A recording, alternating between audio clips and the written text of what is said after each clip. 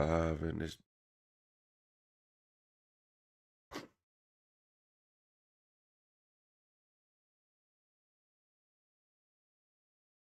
Do it.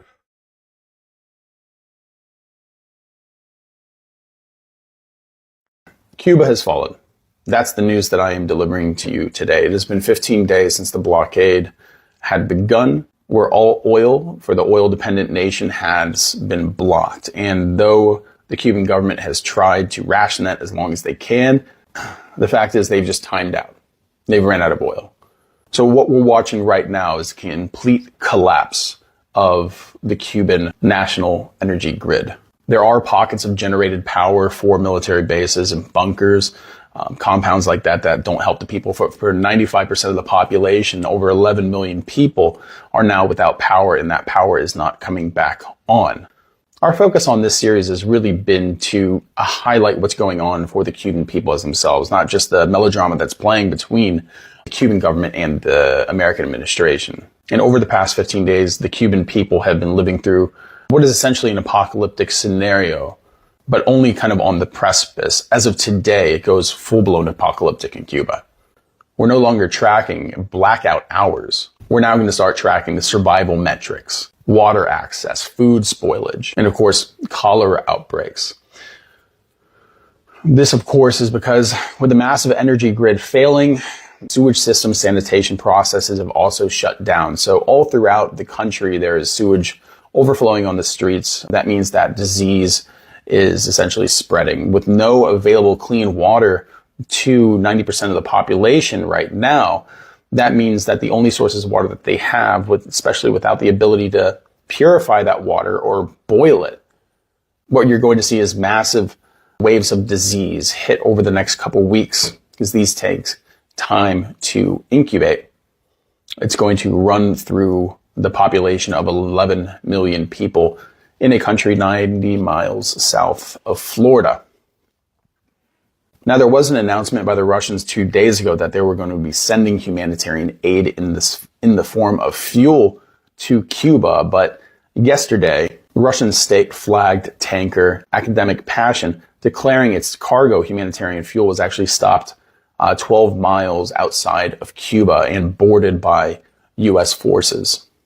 So as far as anyone breaking the blockade, it looks like there is a kinetic stalemate that's happening right now. But what does that tell the Cuban people is that there's no help coming. There's no oil coming. But because yesterday of a massive fire in the most important oil refinery in Havana, even if oil did come in at this point, say a negotiation was made between the Trump administration and the Castro government in Cuba, the fact is there'd be no way to process any kind of oil. So there's nothing that the people of Cuba can do right now. They've been reliant on a failing infrastructure for too long. And now that it's shut down and the only way to process oil for fuel, at least the fuel that people use, there's no way out of this. There's no way out of this. A state-run internet and cell service has essentially gone down. The only way of having any kind of communication in Cuba right now is through amateur ham radio operators and whoever was able to smuggle in satellite phones before the blockade actually happened. Now, the U.S. victory of enforcing this blockade has really come at a massive diplomatic cost at a time where diplomatic tensions across the world right now are incredibly fractured. The only support from another nation that the U.S. has had on its actions in Cuba has been Israel. And with Cuba looking like it's going to be America's Gaza in the Western Hemisphere, I doubt there's going to be any support coming from anyone else. Now, the UK has remained silent, but France and Spain have issued statements stating their grave concern. But the UN Security Council meeting is calling to condemn the U.S. actions because it's leading to a mass starvation of people. Now, be assured that if that's what this leads to, which it most assuredly will at this point, because even if you bring in food, there's no way to cook it. Even if you bring in oil, there's no way to process it. This would be the largest humanitarian crisis that is now happening here in living history on the Western Hemisphere. And it's caused by the American government, the American military, And the Western alliance is completely fracturing over the morality of this siege. So to summarize this all, kind of on day 15, the countdown is officially over. The national energy grid is down. The island of Cuba has gone dark. The escape routes are closed, and the superpowers are in a kinetic standoff at sea. This is not a good place for the Cuban people to be. And there is essentially nothing going on American mainstream media when it comes to coverage of this. And I think that that's on purpose. It was easy to seal off Cuba. And it's easy to make sure that nothing's coming out of Cuba. And you are seeing videos all throughout Latin America, all throughout Central and South America about what's going on in Cuba. It's just not in America. You're seeing it in Canada, not in America. This is a media blackout that's being done by our mainstream media. We're the only voices that are talking about what's happening in Cuba to the Cuban people. They don't care about the government. I don't care about whether they're communist, anything like that. I care about people. And the fact that we, as Americans, by our silence, are condoning 11 million people being thrown into an apocalyptic scenario where they're deprived of food, of water, of healthcare, where children are becoming casualties, where the elderly are becoming casualties, anyone with chronic illness are becoming casualties, and soon the young and the healthy will also become casualties as disease runs through the population. Now, what to do, everyday people, man? It's your boy PJ. Today we back with Everyday Politics. This is something serious that's really going on in the country. We're evolving our nation's politics and its administration. It's not even going on in our country, but 90 miles south of our country, just outside of Florida. Cuba is under crisis, and we're going to dip and dive into a little bit of that. As you heard what what he thinks is going to happen and what's happening and how it may happen and why it's happening. Let's dip into more local news sources with this information.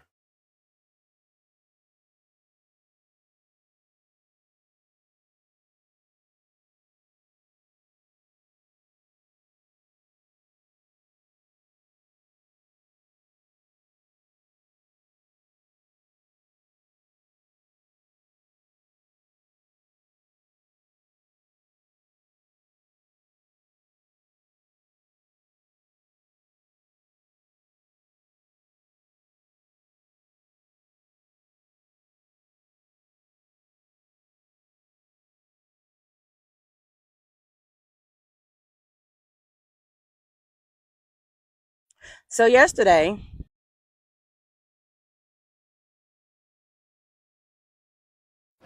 rubbish on the streets, bikes to get around, power only by torchlight. This, the state of Cuba, desperately running out of oil supplies because it's reliant on Venezuela for fuel, and the US blocking imports of oil from there threatens to grind this island to a halt. The problem is everywhere to be seen in Havana, and this now a threat to public health. No fuel to power the rubbish trucks. Now it's serious, critical, very critical. It's prone to causing diseases which are caused by garbage. Please do something about this. And no fuel for homes, schools, hospitals, causing blackouts for much of the day. Cuba's iconic 1950s cars replaced by these electric bikes, the only way to get around in a country being choked off from its supplies. Life in Cuba has become almost unrecognisable for the Caribbean island, which usually attracts millions of tourists a year. I used to be a driver. I used to drive in El Medron, and I worked every day, but because of the gasoline and oil situation, we've had to take this alternative, find a tricycle to keep moving the population. There's no other way. Cuba's communist ideology has put it at odds with the world's biggest superpower for years. It's now stuck between accepting White House demands or facing a crisis that could snowball into catastrophe for citizens. Trump says it needs to make a deal or face the consequences, seeing a potential chance for a Cuban government to fall. Cuba is right now a failed nation. They don't even have jet fuel to get for airplanes to take off. They're clogging up their runway. we're talking to Cuba right now. I have Marco Rubio talking to Cuba right now, and they should absolutely make a deal because it's really a humanitarian threat. South That's crazy because they're being forced into a humanitarian threat, which if we say their infrastructure is bad, but blocking them from receiving oil and receiving the things that they need to prosper, to continue as a country, unless they agree with Donald Trump, of course, unless they agree with that, then that country will suffer the consequences of not coming to a deal. I don't know how y'all think about it. What y'all think about that? That sounds kind of crazy, right? America is a region split at the moment, traditional alliances bending under the pressure of US involvement. These were much needed supplies from Mexico being shipped in last week. But its government now halting shipments after the US threatened tariffs against countries that send supplies to Cuba. But not everyone there agrees with the Sheinbaum administration, with demos against what some Mexicans say is economic suffocation for Cubans, and Chile's far-right president-elect saying it won't be lending Cuba a hand either. I do not agree with giving direct economic aid to a government that has imposed a dictatorship for more than 60 years and has left the Cuban people in a very deprived, inhumane situation. Russian tourists at the airport in Havana being repatriated, but while an inconvenience for its holidaymakers, this is potentially an opportunity for Russia itself, because Cuba now needs oil and badly. Russia could be the one to provide it.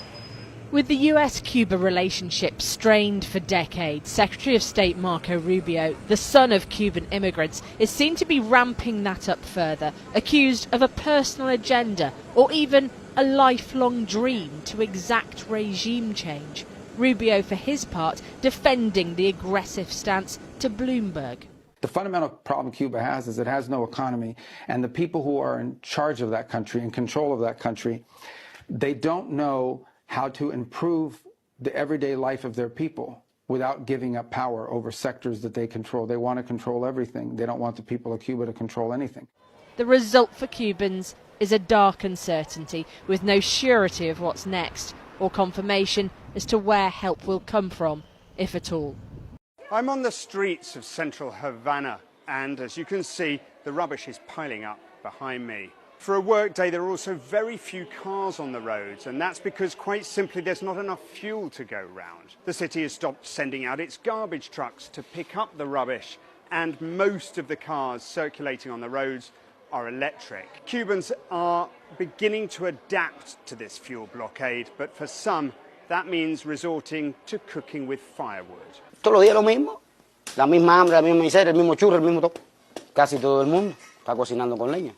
The question many are asking is, what does Donald Trump really want from Cuba? The short answer is the same as it always has been for Washington: regime change on the island. The real question is how they intend to achieve that. 10 years ago for Barack Obama, it was through charm and diplomacy. Today for Donald Trump, it is through cutting off the island's energy supply. And in these dire circumstances, getting petrol for your car can take days or even weeks. Yeah, I thought we had a damn deal with Cuba, and that's how we were able to visit Cuba, because it was like 50 years people couldn't go to Cuba, and I think Tupac's auntie lived in Cuba because she had bombed some federal agents or something like that and went over there to Cuba. And she was able to live over there. And Cuba wouldn't turn her over. And that's another thing, is people who have fled to Cuba to escape the US, and people have fled escaped to Cuba to escape the US, and people have fled Cuba to the US to get away from Cuba. And that's how we got what's his name? Pitbull. But the thing is, I mean, it's just like war. And basically This is what China wanted with Taiwan, but you know what? America stepped in when China wanted to take over Taiwan.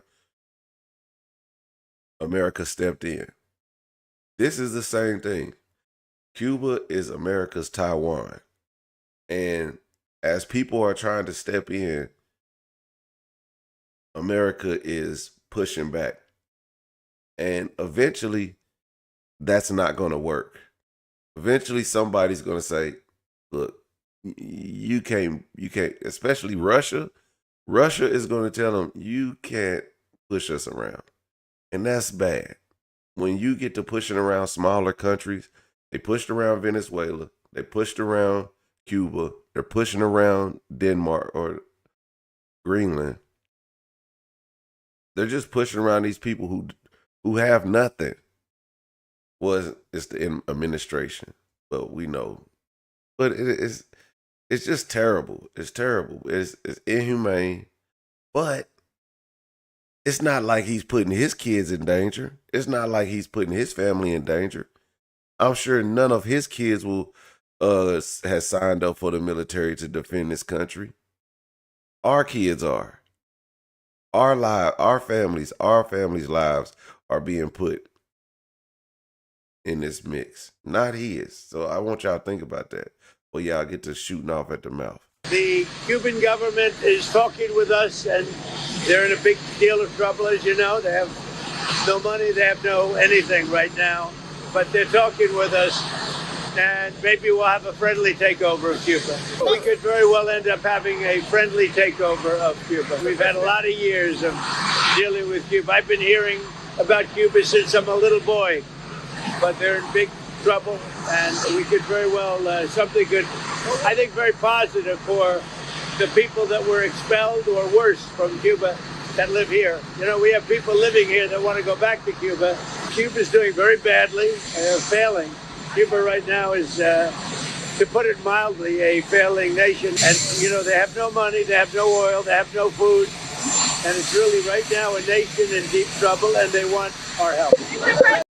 A friendly takeover is crazy wild to hear. A friendly takeover, yeah, you can't take a direct flight from America to Cuba, but you can go around, you can take a roundabout way to get there. But the thing is, I mean, because we could still go visit Colombia and then go visit Cuba and then go to Cuba. It wouldn't make a difference. As long as you have an American passport, you can get there, but no American flights will go to Cuba. A friendly takeover is crazy. I ain't never heard of that. We're going to imagine if your neighbor said, you know what? I don't think you need this home. How about I cut off your energy? I cut the lines to your power because your power lines go over my yard, so I'm going to cut the lines to your power. I'm going to cut your gas off. And so you can't work anything in your house. Unless you give me your house and I'll let you, you give me the deed to your house and I do it. You'd be like, what? Hell no. It's a friendly takeover. But if they permit it, which the laws won't permit them to do it. See, this is the problem. The laws won't permit them to do it. This is a dictatorship. This is a dictatorship. I don't know. Hello, I'm a Cuba living in Cuba, and even though most of my videos are usually in the kitchen, today it's going to be different because I wanted to show you a different side of Cuba now that we're struggling with this fuel crisis. Basically, I want to show you some avenues of my country and how they look with everything that's happening at the moment. Stay tuned and see what I'm talking about. Most of the streets I'm going to show you are not just streets. They're considered big avenues here in Cuba. And yes, as you can see, some of them have cars. But I noticed that not just cars, but mostly tricycles that work with electricity, and also electric bikes are the ones that are moving the most. I've also saw some cars, and most of them belong to embassies and to government-related institutions, which means that the fuel is mostly going there. Hope you like the video. Hello, I'm a Cuba living in Cuba. So the people in control in Cuba have a choice to make. They can either have a real country with a real economy where their people can prosper, or they can continue with their failing dictatorship that's going to lead to systemic and societal collapse. So it's a very stark and dramatic choice, and it's one we hope to make the right one. We don't have an interest in a destabilized Cuba, but that would be their fault. An American blockade is pushing Cuba to the brink of collapse. The US has been emboldened by the capture of Venezuelan President Nicolas Maduro. Cuba has long relied on Venezuela to provide most of its fuel, but Donald Trump cut it off by blocking and seizing oil tankers and then threatening tariffs on any other country that might supply oil. Well, Cuba's a failing nation. It has been for a long time, but now it doesn't have Venezuela to prop it up. The island's 11 million people are now facing rolling blackouts and food shortages. State companies are cutting to a 4-day work week, and school days are being shortened as fuel is prioritised for essential services like health and food production. Even Havana Airport says it's running out of jet fuel. And that's panicked several Canadian airlines into cancelling all flights to the island, issuing a warning to tourists, and even flying empty planes to bring back thousands of people already there. Of course, Cuba has long been considered a US foe, and relations have worsened in recent years despite a brief period of normalization under Obama. Now the United Nations is sounding the alarm, saying the humanitarian situation in Cuba will worsen and could even collapse without oil. While decades of US sanctions against Cuba have crippled its economy, experts also point to state mismanagement and restrictions on the private sector. But the US seems now more intent on isolating the country, strangling its economy and plunging it further into crisis. Yeah, I don't know if y'all realize how serious this is. Some people do. Shout out to Honey Mama for sharing this with us, because I didn't know that this. I think it was like it was all a plan. Listen, if we get Venezuela out the way, because when we blame Venezuela for sending their drugs in these drug boats. Remember the drug boats? It was the drug boats, remember? And they needed a leadership change. So they got him out of here. They kidnapped him. They got him out of there. He's in America, probably Guantanamo Bay or somewhere restricted. We haven't heard a word from him in months. And also, so they got him out of there, the Venezuelan man. Now they're restricting everybody who takes Venezuela's oil, who Venezuela supplies a large amount of oil around the world. Do y'all remember the last time America went after a country's oil supply? Iraq. Yes. And we see how that's going. I mean, it's a little better, but at the same time, we went after Iraq. We used 9/11 to go after Iraq. Iraq had nothing to do with 9/11, but it made sense. I don't know why it made sense. It made sense to somebody to go after Iraq and their oil supply. It made sense to George W. Bush. The reason why it made sense to George W. Bush, because George W. Bush was in the oil, he's in the business of oil. George W. Bush has been making money off of oil since the beginning of time. You hear me? Since the beginning of his time. Working in the oil fields to owning reserves, and now going after a country with a large oil reserve after we get attacked by Middle Easterners. So he can go over there and do that. Now, Trump did the same thing.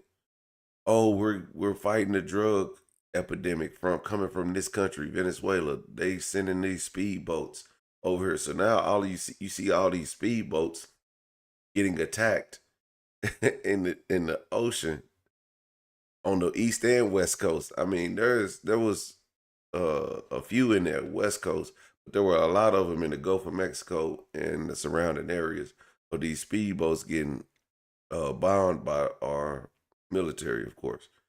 Then they take over there and they like, oh, they got all this oil, and everybody's like, oh. And now they won't let their oil go anywhere, and it's squeezing out Cuba because Cuba was surviving off of Venezuelan oil. So now they're like, oh, it's okay. Hey, if you change your government, we'll let you get oil. What? If you change your leader, we'll let you get oil. That is crazy. Like you can't even then a Russian oil tanker tries to give them oil and they get stopped. They get stopped. Well, why are y'all blocking Cuba from getting oil? That don't make sense. They had nothing to do with Venezuela. If they can't get oil from Venezuela, let them get oil from whoever. But no, the U.S. wants to block it. Iraq is a forever war. We're still at war. We're still at war in the Middle East. That war is still going on. They just don't televise it no more. It's still shit over there. I wanted to wait a couple of weeks, but we'll be together again soon, I suspect, celebrating what's going on in Cuba. They want to make a deal so badly, you have no idea. I wanted to wait a couple of weeks, but we'll be together again soon, I suspect, celebrating what's going on in Cuba. They want to make a deal so badly, you have no idea. They want to make a deal so badly, or you're starving them until they do. Like it's not even. It's like, man, imagine being starved out to death, and you're just like, I got to do something for my people. It's not really like I really want to make a deal, but you're making our country people suffer. That's not a deal. That's a. Oh my God. What's happening with Cuba is amazing, and we think that we want to finish this one first, but that will be just a question of time before you and a lot of unbelievable people are going to be going back to Cuba. Hopefully not to stay. We want you back, and we don't want to lose you. We don't want to make it so nice that they stay. But some people probably do want to stay. They love Cuba so much. What's happening with Cuba is amazing, and we think that... Yo, this dude is crazy. I don't want you to stay. I don't want you to go, but I don't want you to stay. Get the fuck out of here. The Antonio Guterres thermoelectric power plant caused a power outage in the central, western, and eastern regions of the country. Protocols are currently being implemented to gradually restore power.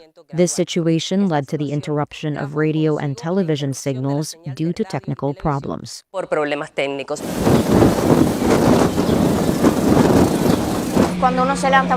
This whole issue of scheduled blackouts. When you get up in the morning, there is no power. You go to work, you go to school, you come back, and there is no power. With the collapse of the electrical power system, half the people or the entire population are without power and without connection. We are cut off. We don't know what the news is because we can't turn on the TV, and so on.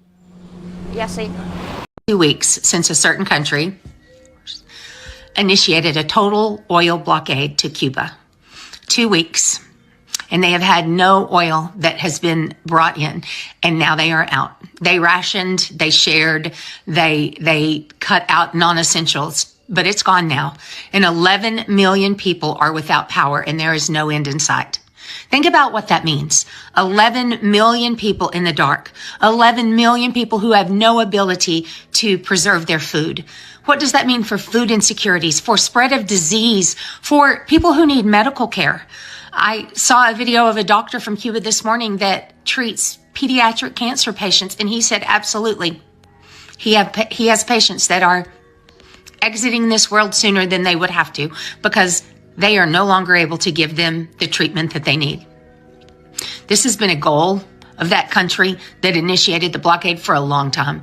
They've been trying to undermine Cuba for a long time so that Cuba would fall and that country could swoop in and take over the pieces. The situation in Cuba is increasingly dramatic. A country that depends on fuel imports, produces about 40,000 barrels a day, but needs about 100,000. And since the U.S. decision to topple Maduro in Venezuela in early January, the United States government has withheld fuel imports that Cuba received from Venezuela. It has also put pressure on other countries that had sent fuel to Cuba, like Mexico.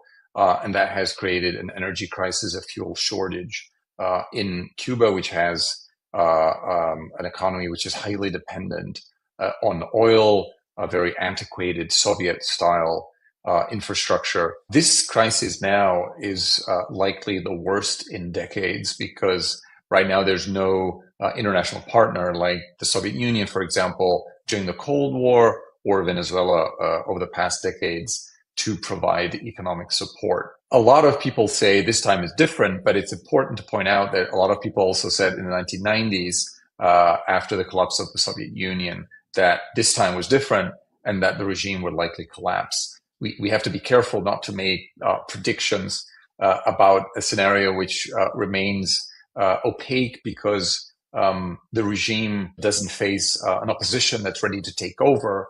It's not necessarily a scenario of regime collapse in the face of economic collapse, but you may have a government that holds on to power despite a very difficult economic situation. So I think we're still in a very uncertain scenario here. But certainly there's a risk of social unrest. There's a risk of instability and an exodus, a further exodus of people seeking to leave given the economic hardship. Jamaica just declined to load fuel onto Cuba's LPG tanker following new US sanctions that penalize any country supplying energy to Cuba.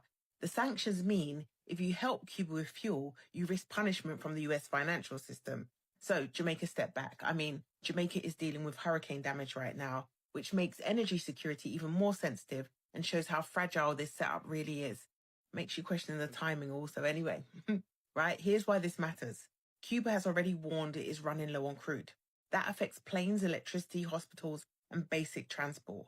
Mexico has stepped in to help, but across the Caribbean, support has gone quiet. And this is where history matters, right? Because for decades, Cuba supported the region through doctors, disaster response, training, and technical support when small islands couldn't afford it. Jamaica relied on Cuban doctors for years, especially in rural areas, and thousands of Jamaicans were trained in Cuba when the system needed them. Now, guys, let's be clear. This is not about pretending Cuba is perfect, all right? We'll put that to the side. Cuba has internal constraints, but sanctions are not about reform. They're about leverage. After the revolution, Cuba nationalized land and industries owned by US interests and was met with long-term economic isolation. Cuba and Haiti are two of the only nations in the region to truly win freedom through revolution, and both have paid for it, seriously. And if that feels distant, look at Burkina Faso today. Reduce foreign military influence, reclaim resources, face pressure and sanctions, same pattern in different regions. Here's the risk, guys. Caribbean governments are calculating access to US banks, dollar clearing, tourism flows, credit lines, and trade preferences. Over 90% of the Caribbean energy is imported, which means pressure travels fast. Countries that help Cuba risk secondary sanctions, restricted access to US banks, higher borrowing costs, and quiet pressure on tourism and credit. These are the same constraints that are already being discussed quietly in policy circles, even if they never reach the headlines. And the lesson from that risk is long-term, right? As long as the Caribbean depends on imported fuel, pressure will always work. As long as they depend on the US dollar, pressure will always work. Venezuela oil kept Cuba afloat for years, but once pressure and production collapsed, that lifeline disappeared. So the strategy is simple, right? Short term, quiet fuel swaps and port access to keep systems running. Medium term, maybe CARICOM, coordinated fuel storage and joint procurement, so risk is shared. Long term, transitioning into energy systems that cannot be switched off externally. This isn't about like doing the right thing for one another or being charitable. It's self-defense. Because if we do not move as a bloc and control energy, food and supply chains, our politics can be overridden externally. Anyway, let's talk in the comment section. What are your thoughts? Yeah, I agree, man. I agree. That right there told the whole story. And unfortunately, you know, and I kind of feel bad for Cuba. And I feel bad for every island in the surrounding areas. Like all those islands, just imagine any one of those islands decide to, hey, I want to buy Russian oil because they selling it cheaper. And the U.S. is like, yeah, right. Yeah, right. Your country will suffer. You want your country and your people to suffer? That's just like China. If China did that, Americans would be all up in our, oh, China's trying to do this. China's trying to do this.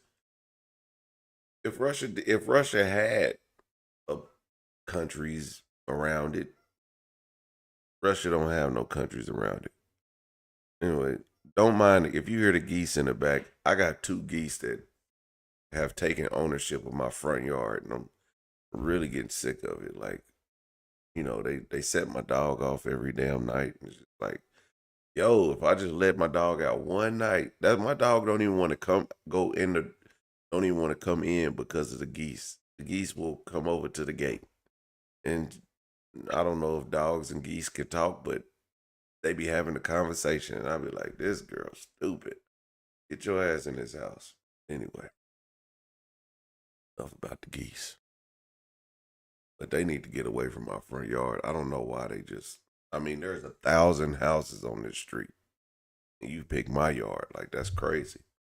It was like 8 of them the other day, and I was like, bruh, hey, listen, and I don't know if y'all have geese, but like, bro, they don't care about traffic. They don't care about the flow of traffic. 7 o'clock in the morning, what are you doing in the middle of the street? Get out, you honking, and they just take their precious time getting out the way. It's just frustrating. It was a hell of a Friday morning, if I can. But anyway, yeah, I mean, Cuba. I guess these geese is taking up my land just like America's taking up Cuba. Anyway, terrible situation. It's terrible that Jamaica's having to get involved. It's terrible about all. I think a lot of the Caribbean countries should stick together for real. A lot of the Caribbean countries should stick together. Like, hey, listen, I understand you Americans want to keep Cuba, but Cuba's human. They got it. There are humans there. Stop bringing your people here. Don't send Americans here. Y'all cancel all the flights. We just won't take you, and we'll find allies somewhere else. And then when they start doing that, it's gonna really cause a rift because they'll take that from somebody else. They'll take that protection from somebody else. And that's what America don't want. America does not want China or Russia taking up land 90 miles from the coast of America. So then they'll start starving out more countries. Then you'll look at a humanitarian crisis. Man, I let the animals take over. The animals did take over. I'm not finna kill them. Yeah. I wish they ate grass so I wouldn't have to go out there and cut it. Hell, we already got to cut our grass. I got to cut my backyard this weekend, which I mean, like, most of the people ain't even cut grass. It's March. I'm already cutting grass. Come on now. These geese are worthless. This morning's Cuba update. Telemundo, Univision flew in. Remember, there's no flights because there's no fuel. But when they landed, they were confident that they're going to be able to get out. 2 buses, patrol cars, waiting for them to pick them up. There's no public transportation. There's no fuel is what we're being told. But those buses, they had fuel. They were there. They whisked away all of the crew that came in. There's also photos of the hotel they're staying in. There's video. Everything's dark and that hotel has electricity and the lights are on. Who's funding it? What we're being told is they're there to break a big story, something that's going to happen this week. And it's being fueled and funded by the U.S., which many are speculating, meaning that the narrative that gets put out to the world will be the narrative that America wants out. That's why they're there. That's why they're being allowed to be there. That's who's in control of. This morning's Cuba update. Telemundo, Univision flew in. Yeah, I believe him. Cuba has fallen. This morning's This is a fact, man. We gotta save Cuba, dog. We gotta save Cuba. I don't know what we're gonna do, but I mean, I ain't gonna go out there and protest. But I just want to bring awareness to what's going on right outside our borders. You know, we talk about the humanitarian crisis, and with people in America, and I don't think America really cares about Americans or the people around it or who is. It's not even America. It's a. I don't think this administration cares about. Like, put it like this. Put it like this. This administration was ready to overlook the Epstein files because the Dow Jones hit 50,000 points. Women and children were brutally R-word and murdered on Epstein's island. But